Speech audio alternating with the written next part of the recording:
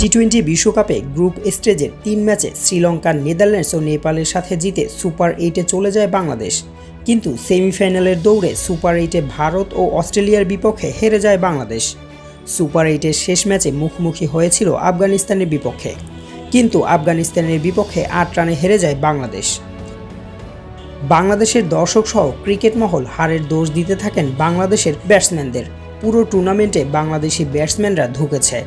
Top অর্ডারে চরম ব্যর্থতায় সুপার 8-এ একটা ম্যাচও জিততে পারেনি বাংলাদেশ। গ্রুপ স্টেজে যেসব ম্যাচ জিতেছে সেগুলোর সব অবদান ছিল বাংলাদেশের বোলিং ডিপার্টমেন্টের। তাহলে কি বাংলাদেশের ব্যাটসম্যানরাই আসল ভিলেন? তাদের পরিসংখ্যানই বা কী বলছে? চলুন দেখি বাংলাদেশের ব্যাটসম্যানরা কী অবদান রেখেছে এবারের টি-20 বিশ্বকাপে। তানজিদ হাসান তামিম টি-20 বিশ্বকাপে 7 ম্যাচে 4টি ম্যাচ খেলেছেন, যেখানে ওপেনিং পজিশনে খেলেছেন তামিম। এই 4 ম্যাচে 10 গড় ও 96 স্ট্রাইক রেটে 76 রান করেন তামিম। 3 ম্যাচে 3টি ডাক মেরে টি-20 বিশ্বকাপের রেকর্ড গড়েন তামিম। নেদারল্যান্ডসের বিপক্ষে ব্যক্তিগত সর্বোচ্চ 35 রান করেন তামিম। সৌম্য সরকার টি-20 বিশ্বকাপে মাত্র 2টি ম্যাচ খেলেছেন। তিনি একটি ম্যাচে ওপেনিং পজিশন এবং অন্য ম্যাচে মিডল অর্ডারে ব্যাট করেছেন। 2 ম্যাচে তার রান সংখ্যা 10। এই 10 রান করেছেন আফগানিস্তানের বিপক্ষে। প্রথম ম্যাচে সৌম্য ডাক মারেন। লিটন দাস টি-20 বিশ্বকাপে 7টি ম্যাচ খেলেছেন, যেখানে 7টি ম্যাচই ওপেনিং পজিশনে ব্যাটিং করেছিলেন। 7 ম্যাচে 23 গড় ও 93 স্ট্রাইক রেটে 139 রান করেন। লিটন দাসের ব্যক্তিগত সর্বোচ্চ রান 54, যা ছিল আফগানিস্তানের বিপক্ষে।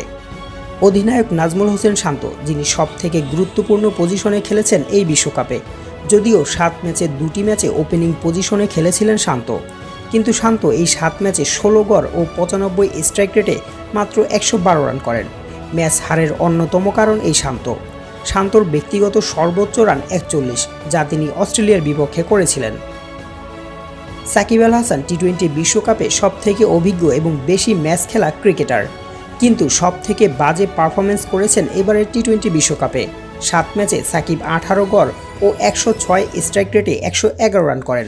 দলের গুরুত্বপূর্ণ সময় বাজেভাবে উইকেট বিলিয়ে দিয়েছেন সাকিবের ব্যক্তিগত সর্বোচ্চ 64 রান এসেছে নেদারল্যান্ডসের বিপক্ষে। বল হাতে সাকিব 6 ম্যাচে হাত ঘুরিয়ে নিয়েছেন মাত্র 3 উইকেট, যার ইকোনমি ছিল 7-এর উপরে। টি-20 বিশ্বকাপের আগে নানা জল্পনা কল্পনার মধ্য দিয়ে স্কোয়াডে আশার আলো হয়ে যুক্ত হয়েছিলেন মাহমুদুল্লাহ রিয়াদ, কিন্তু সেই আলো নিভে যায় বিশ্বকাপের মূল পর্বে। মাহমুদুল্লাহ 7 ম্যাচে 15 গড় ও 94 স্ট্রাইক রেটে মাত্র 95 করেছেন এই বিশ্বকাপে। দলের প্রয়োজনে তার ব্যাট হাসেনি। লোয়ার মিডল অর্ডারে মুখ থুবড়ে পড়ার কারণ হিসেবে তাকেও ধরা হয়। অস্ট্রেলিয়ার বিপক্ষে হ্যাটট্রিক বলে আউট হয়ে লজ্জার রেকর্ড গড়েন মাহমুদুল্লাহ। নেদারল্যান্ডসের বিপক্ষে 25 রানে তার এই বিশ্বকাপে সর্বোচ্চ ব্যক্তিগত রান। এই বিশ্বকাপে বাংলাদেশিদের মধ্যে শুধুমাত্র তৌহিদ হৃদয় 120+ স্ট্রাইক রেটে ব্যাটিং করেছিলেন। তাছাড়া সাকিব 106 স্ট্রাইক রেটে ব্যাটিং করেন। বাকি সবারই 90-এর ঘরে স্ট্রাইক রেট, যার জন্যই বাংলাদেশকে এমন নাকানি চুবানি খেতে হয়েছে।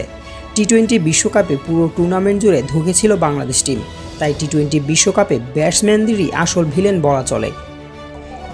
এই ছিল আমার আজকের ভিডিও। যারা আমার চ্যানেলটি এখনও সাবস্ক্রাইব করেননি তারা দ্রুত আমার চ্যানেলটি সাবস্ক্রাইব করুন। ধন্যবাদ।